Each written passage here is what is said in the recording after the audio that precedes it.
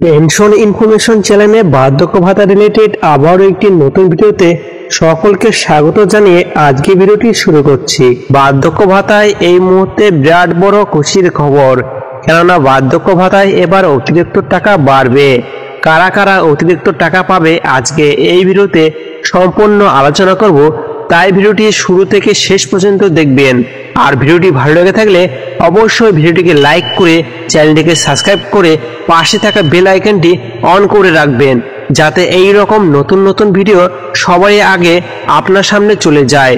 তাহলে চলুন ভিডিওটি শুরু করা যাক। পশ্চিমবঙ্গ রাজ্য সরকার তরফ থেকে যে সমস্ত জনকল্যাণমূলক প্রকল্পের সূচনা করা হয়েছে তার মধ্যে অন্যতম বার্ধক্য ভাতা প্রকল্প।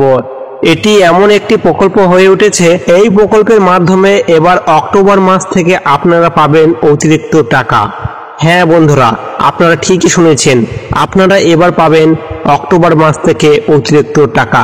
তবে আশ্চর্যজনক বিষয়টি হচ্ছে, অনেকে বলছে যে এখনো পর্যন্ত আগস্ট মাসের টাকা পাননি ও সেপ্টেম্বরের মাসের টাকা পাননি, তারা টাকা কবে পাবে? আবার অনেকে আগস্ট মাসে টাকা পেয়েছে কিন্তু সেপ্টেম্বর মাসে এখনো পর্যন্ত টাকা পাননি।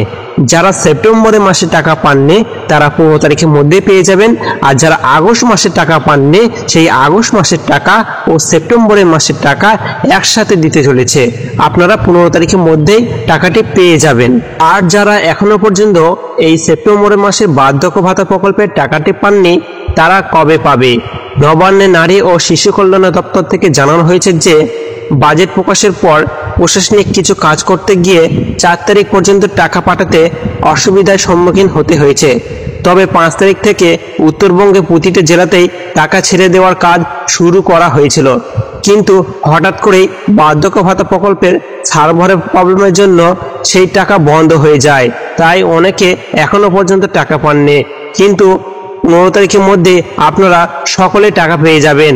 ইতিমধ্যে আবারও টাকা ছাড়ার কাজ শুরু হয়ে গেছে।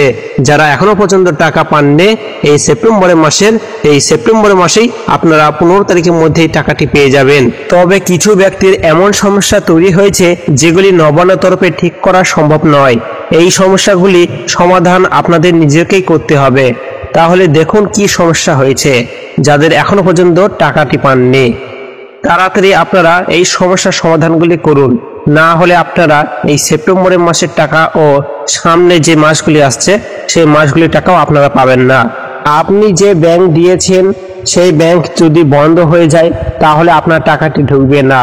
আপনার টাকাটি ঢুকতে গেলে আপনার ব্যাংকটি চালু করতে হবে, আর আপনার ডকুমেন্টগুলো সবসময় সঠিক থাকতে হবে, না হলে আপনারা বার্ধক্য ভাতার টাকা পাবেন না।